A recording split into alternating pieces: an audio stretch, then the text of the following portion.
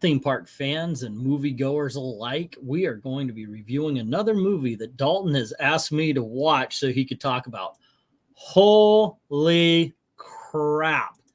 Hocus Pocus 2. Okay, before you're going to be doing most of the talking today, Dalton. Obviously, you've got more invested in this. So let me tell you guys where I stand as far as Hocus Pocus 2 is concerned. I was too old to like the first one. By the time the first one came around, I was a projectionist in a movie theater. I had my kids, had my wife. It didn't work for me. It just didn't. I'm sorry, guys. I know this is a big deal to you 90s kids, but to me, yeah, it's all right. Gail, how'd you like Hocus Pocus?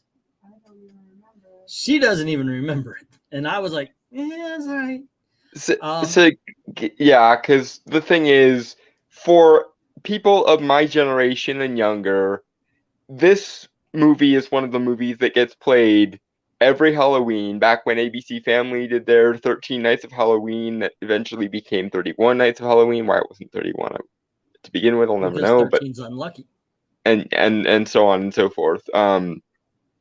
But this is one that came on every year. Disney Channel, obviously, it's one of the biggest Disney Channel original movies ever. This so movie of course on Disney Plus, Disney Plus is saying this movie's kicking all sorts of butt. All over town, as far as Disney Plus releases are concerned, Hocus Pocus 2, it's a major hit, blown up. So, hey, in all honesty, I hope kids are enjoying the hell out of this movie. Seriously, I'm just not one of them. Yeah, but this is the thing, because it's something that my generation grew up with, and has been. I would venture that there is not a single avid TV watching kid of the 90s or 2000s that doesn't have the first movie entirely memorized. Yeah. Because when you watch something every year in, year out for the first, 12, 13, if you're a normal person who stops enjoying Halloween at some point, or if you're me, literally up until this last year, I've been watching Hocus Pocus, and we'll watch the first one. I'm sure you will. Again this year. For as much as I say, I might put it on as well. I got to say this, though. It's not a complete loss. The original Hocus Pocus and this one both have things I enjoyed in them. And for as much of a nut bar as she is, Bette Midler is one hell of a talented woman. Yeah. You got to admit all of this before you keep going. And she has proven to be a nut bar recently. But overall, when I got to say, it's a great cast. Just the three of them alone, Sarah Jessica Parker, Kathy Najimy, and Bette Midler, incredible cast. They're a lot of fun to watch. And they bring the old school Sanderson Sisters energy back to the fore. One of the things I like, there is a change. Kathy Najimy's mouth is now on the other side.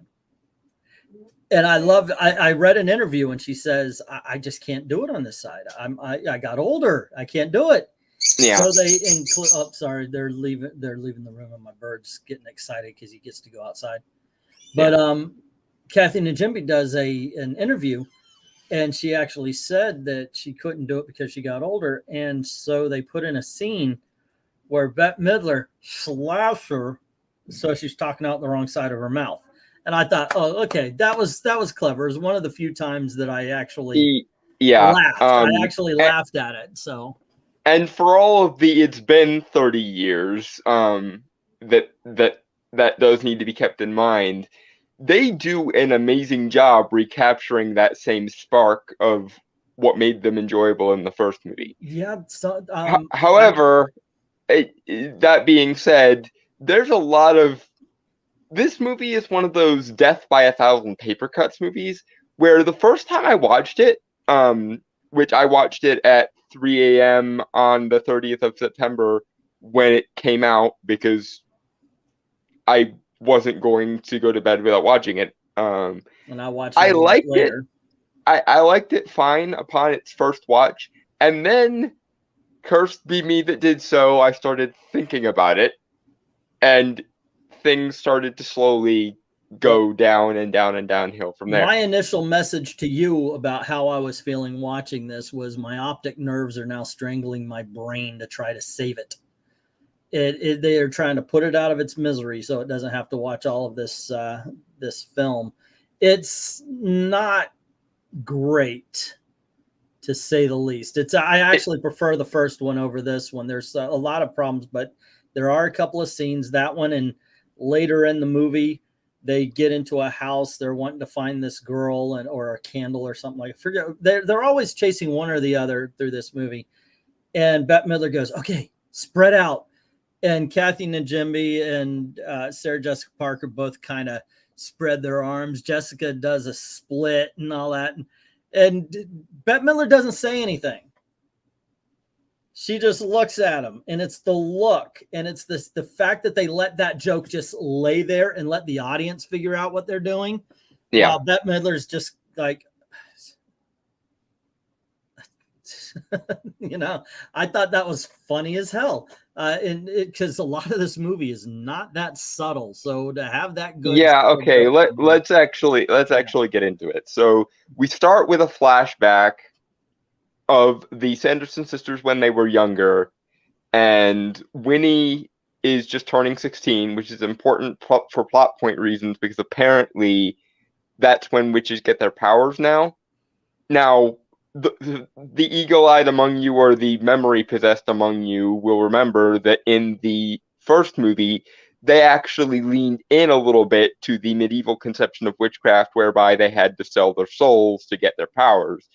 But that will be memory hold and never mentioned again, despite all the times when it really should have been in this movie. Because before, those of you that know will know that Winifred got her book from the devil, apparently. No, in this one, she gets it from an elderly witch who lives in the forest outside Salem for some reason now. Also, there's a line in the Winifred refusing to get married portion of the flashback where they very unsubtly go, "How dare you speak that way to a man?" And I'm just like, okay. Yeah.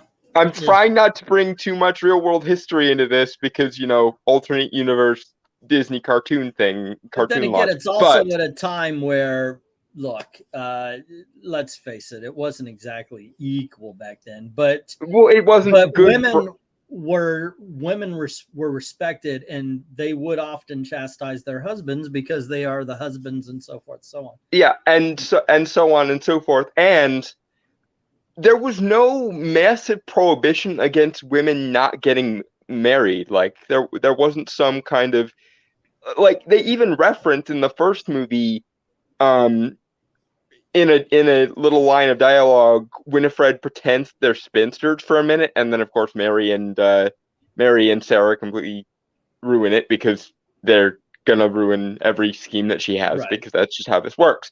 But so, yeah, there would have been no like obsessive preoccupation with you must get married or you're defective or something. It was kind of jarring to hear that, especially now, because we're just hearing it everywhere, even when it doesn't belong.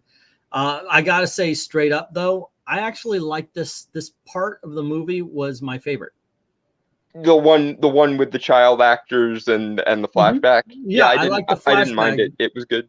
Had it been some sort of prequel and we got to see actually how they be essentially a origin story for the Sanderson sisters. and then their first downfall and all that kind of stuff, I think I would have enjoyed it based on the writing of that scene. Once again, there were, like you said, there were some problems, but overall I kind of dug that. When we get to the modern times, and that's the thing. So the sisters go off into the woods because puritanical, so-and-so be puritanical, and then they find this elderly witch living in the middle of nowhere, and that's where she gets the book from now, because we can't actually reference the one kind of edgy thing we referenced in the first movie.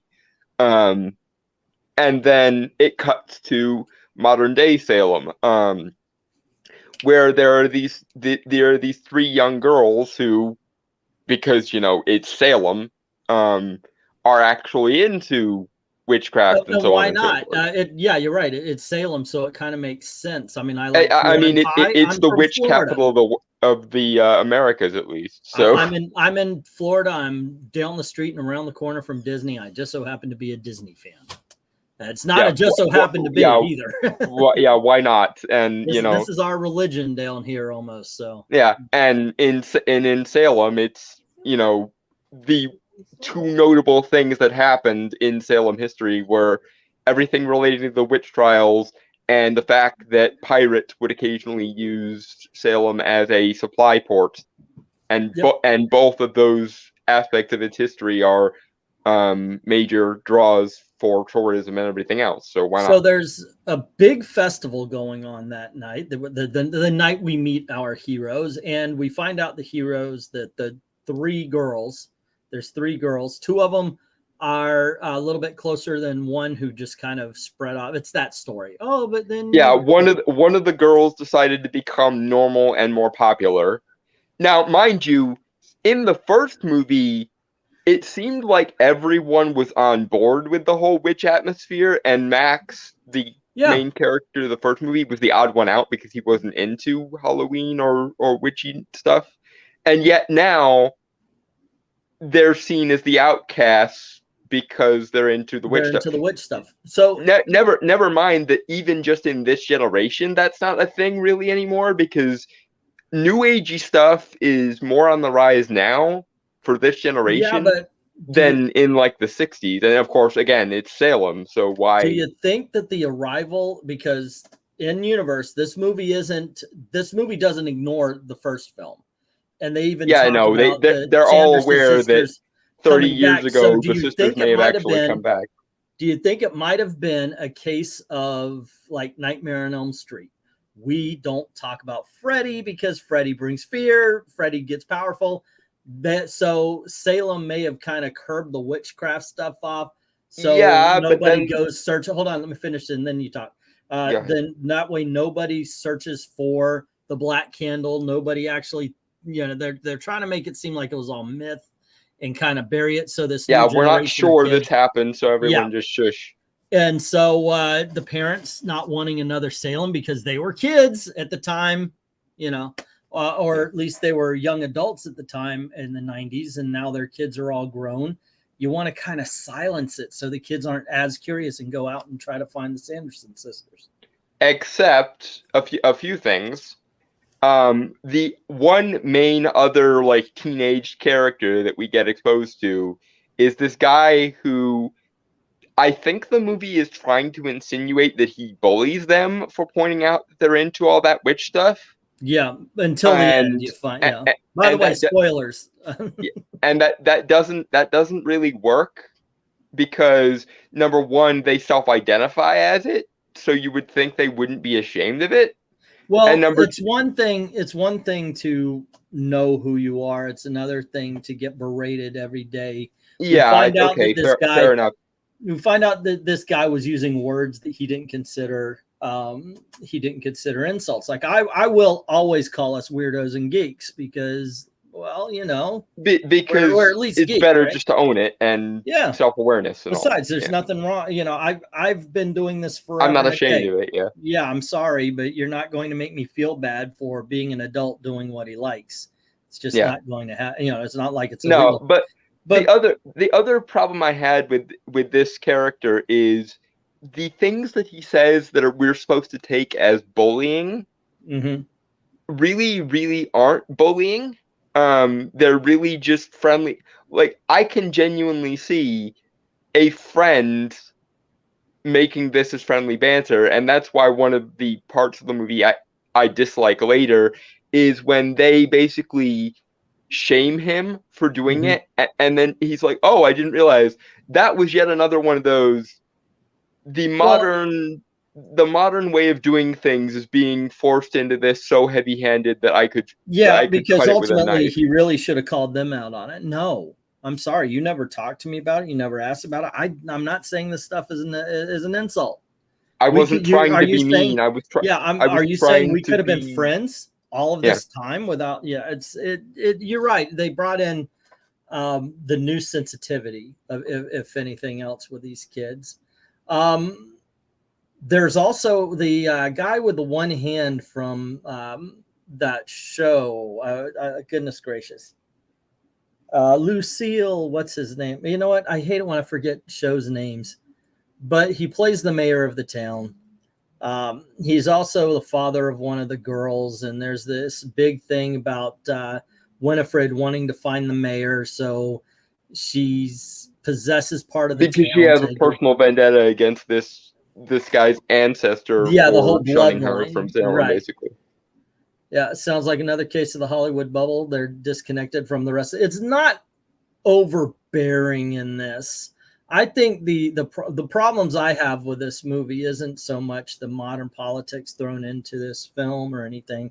Yeah, there are bits and pieces of it, and they do kind of pull me out, which is why I mentioned them. It's just some bad writing at times, and this, if I was a kid, I'd enjoy the hell out of this film. And I think that is something I should say. This reminded me a lot of this. I don't know how to say this. Okay, Hocus Pocus was the kind of movie I would be raised with. Mm-hmm. They were not afraid to scare the shit out of us. There was an edge to it. In the 70s and the 80s, some of the kids' films, they weren't afraid to scare us.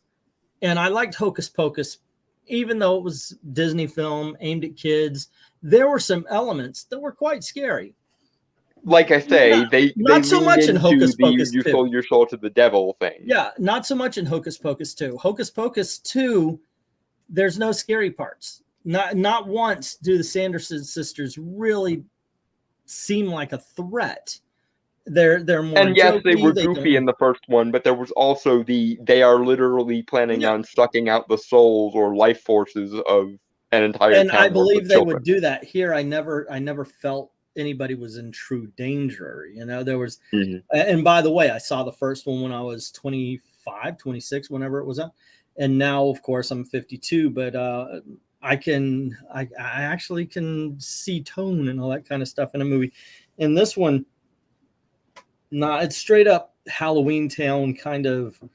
Everything's comical. There's no real urgency to the movie until the very ending. Actually, we'll get to that, but yeah, I wish the tone was just a bit darker. Yeah, than it was. Anyway, let's also get into the, I guess, fourth major dramatis personae of the evening, which is a witchcraft shop or magic shop owner, not magic as in like stage magic, but magic as in magic shop owner, who's also a massive history fanboy of the Sanderson sisters. And that's part of the reason why I don't think your theory is correct. I don't think the town is trying to hush it up, because number one, that place is packed when he's giving like history lecture and everything. And yeah, that's true. They're leaning into the fact that in real life there are dozens of witch shops in Salem, because it is, witch mecca basically. So I don't think they're going that route. It might have been interesting had they gone that route, but I don't think they're going that route. But anyway, so long story short, for reasons that I would like to call stupid, but I'm not gonna lie, if this were me, I would fall for. I'm not going. Gilbert was kind of my favorite character in the movie because I found him kind of relatable. Yeah. He's a kid who he was a kid at the time of the original 1993 movie who saw the Sanderson sisters in flying through the sky, and from that point on in his life, he was obsessed with the Sanderson sisters particularly, but also magic in general. And he's the kid who, if you remember the post-credit scene of the first movie, there's a scene where someone walks into the cottage and the book's eye opens up and it starts looking around.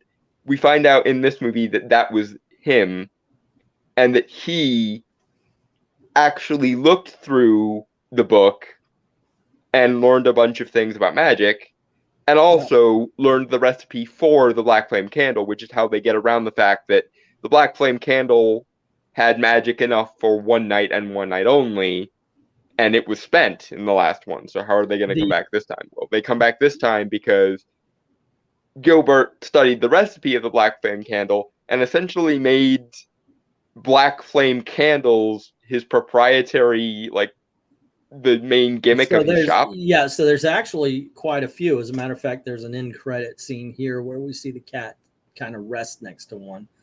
Yeah. The character I found most relatable was Sarah Jessica Parker, because like her, all I want to do is whatever anybody tells me and then devour the souls of children. So we're very simpatico in that. I do like the character. Absolutely sure it's not because she's hot? That too, and also I really don't like to be told what to do. So overall, this is basically the first movie again, where they're trying to get they're trying to get the sisters out while the sisters are trying to stay. I'm trying to. They I have just one noticed night unless we're they already can find some 21 MacGuffin. minutes into this review, so I'm trying to figure. Okay, we got to condense and just kind of go because we've got 9 minutes left to this thing. But I gotta say, I want to go and yes, we're gonna jump into this big climax that they have. And once again, I said spoilers. Yeah, we're summarizing the entire movie if you haven't caught on. And this is this is a very summary. There's obviously a lot more that goes on.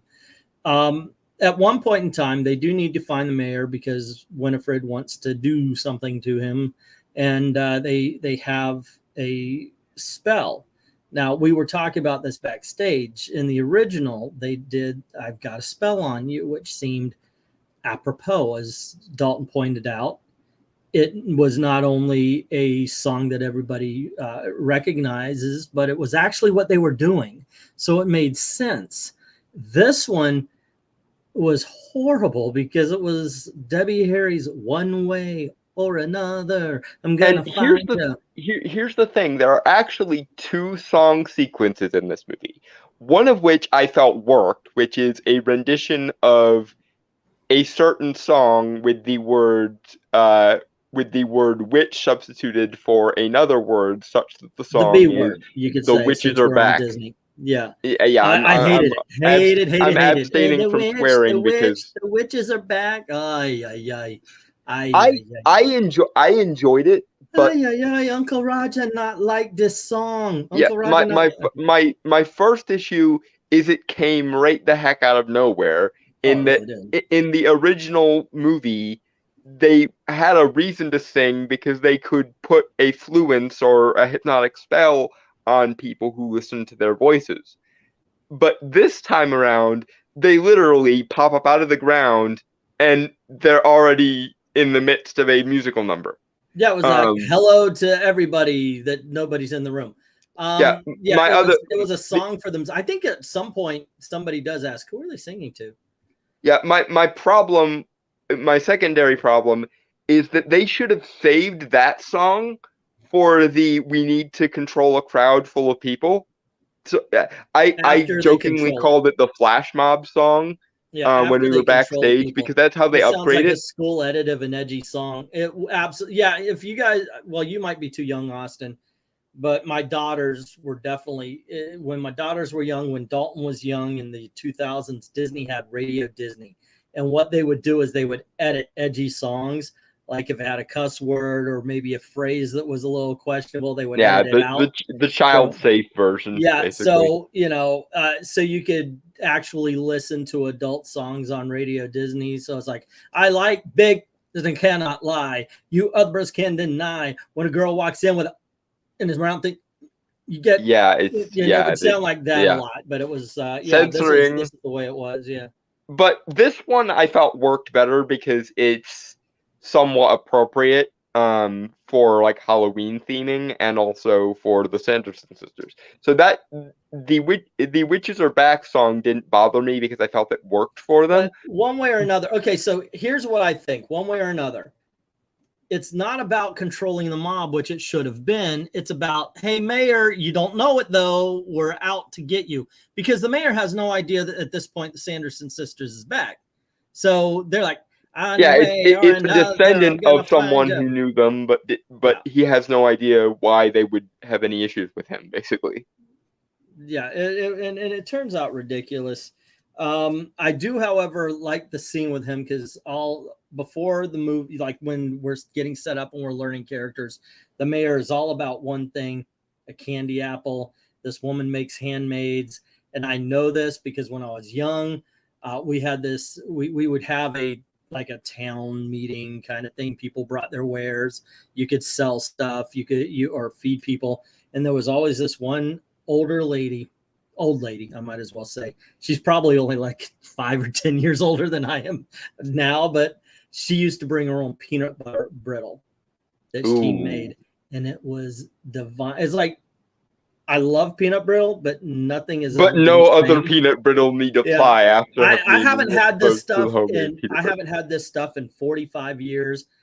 I probably have elevated it, but yeah, this old lady had this peanut brittle that was really good, and so I understand you want. And the mayor, all he can talk about is, okay, so tonight I got to get my apple. Tonight I got to get my. So I want my freaking caramel apple, if you please. Yeah, basically. And that's part of the thing. Look, I don't like this film. I can't recommend this to anyone who is not a child. I think kids are going to love this.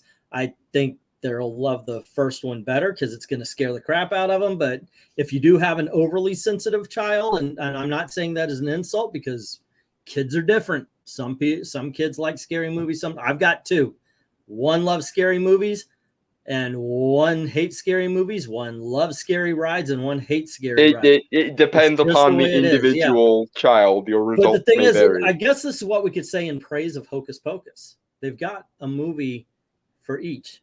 Like the kid who loves scary movies can like both, but if you have one that's a little bit more sensitive, this is the one for them. But the thing is, I mean, I don't think there's any reason to watch Hocus Pocus 2 if you're not already a fan of Hocus Pocus 1. Yeah, it does.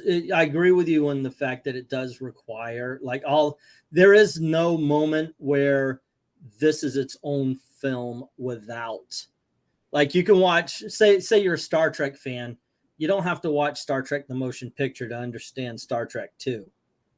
You don't even have to watch the original series to enjoy TNG. Exactly. But that's but Hocus Pocus, I think you will need.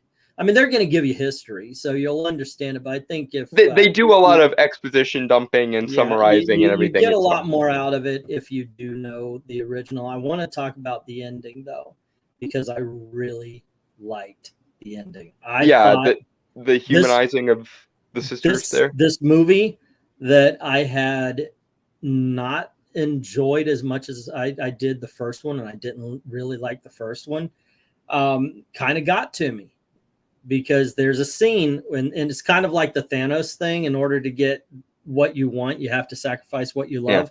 What thou loves most, thou shalt have to trade. Right. So Winifred wants the power. She gets, ultimate power now. She will not die when the sun comes up. She's going to live forever. But her sisters, because the thing that she loves and cherishes most are the sisters. So they just dissipate, kind of like the snap. They kind of do that bit. Yeah. And I thought that was a great scene.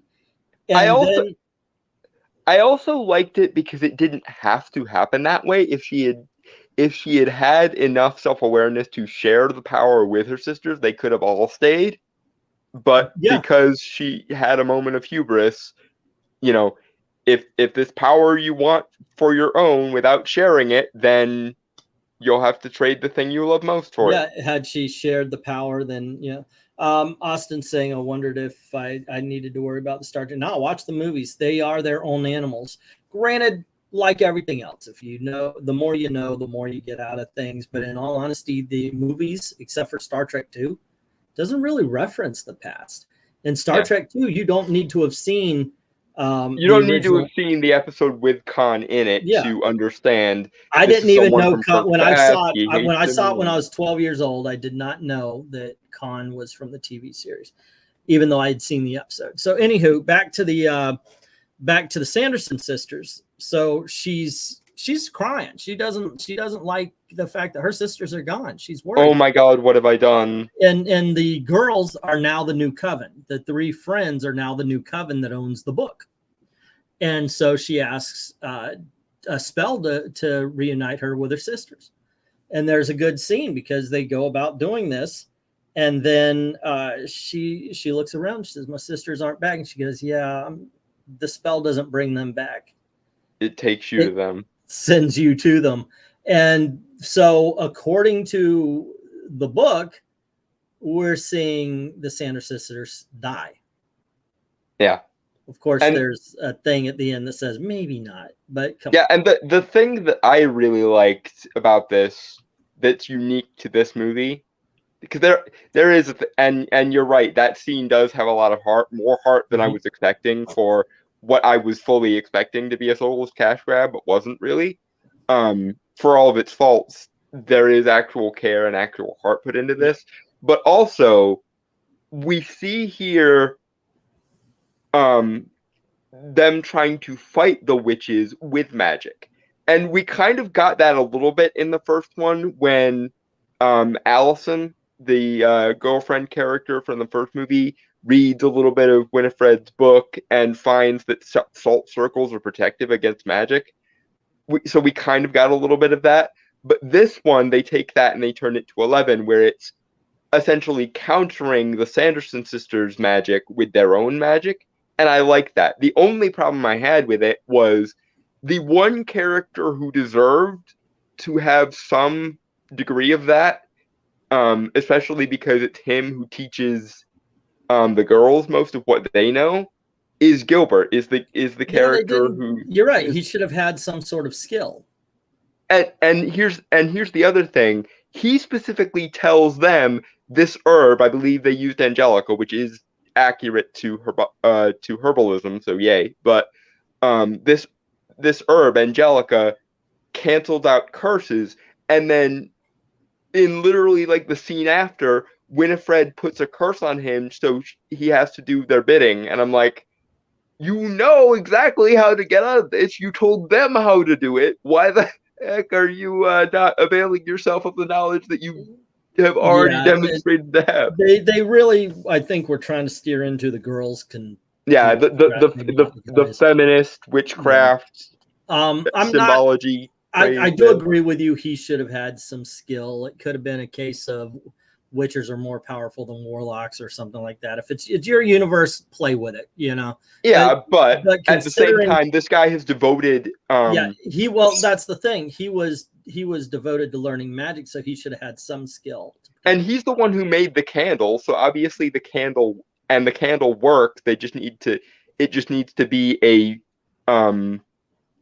a witch coming into her powers that does the spell. But the candle worked. The recipe worked. So clearly he knows what he's doing and what he's talking about. Why the heck didn't?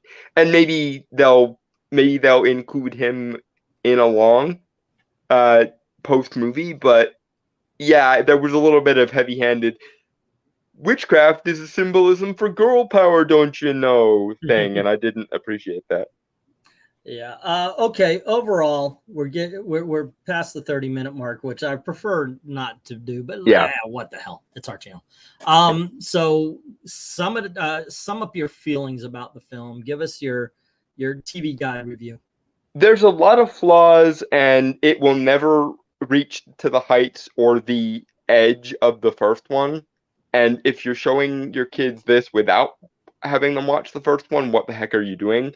But there's heart, there's care, and there's, at the very least, the three main Sanderson sisters barely miss a beat, even though it's been 30 years, and they're all in their 60s or 70s now, which is, in and of itself, impressive. Yeah, you can hear it in Bette Midler's voice. She's older, but once again, the woman can sing.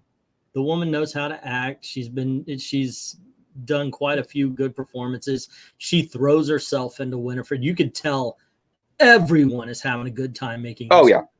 everyone is having a freaking blast making this movie, and by extension, we kind of have fun along with them. That's why I think I didn't mind this quite as much the first time I watched it. But I'm telling you, on one hand, I keep talking about all this good stuff, and on the other hand, I'm telling you, I can't recommend this to people like myself who were an adult during, when the first one came out. I can see adults.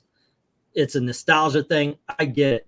But yeah. I think for this movie, for me, is more fun to talk about than it is to watch. So if Hocus Pocus was a large part of your childhood, or especially your Halloween every year, you'll get something out of this. Again, it's not going to reference the darker, cooler aspects of the first one. They defanged a lot of it, but they make up for it with heart. And again, for as long as it's been since the three of them donned the witch motifs, it's impressive how much they were able to drudge up that same energy. Yeah, there you go. So I'm not recommending. Well, I'm recommending it to kids and to people with nostalgia very little, because I'm just about that much. And are you recommending or no? I'm recommending, but I think I think you'd be better off watching the first one, or better yet, watching something like The Craft. Yeah, or something on Disney Plus, like Nightmare on. That's a Christmas movie, kids. That's not a Halloween film. It's both. It's a Halloween. It's a Christmas movie. Okay. Anyway, guys, I knew that would get this. That's the big debate, right? Okay, so thanks a lot for hanging out with us, Dalton. Thank you for hanging out, but I hate you for making me watch this film.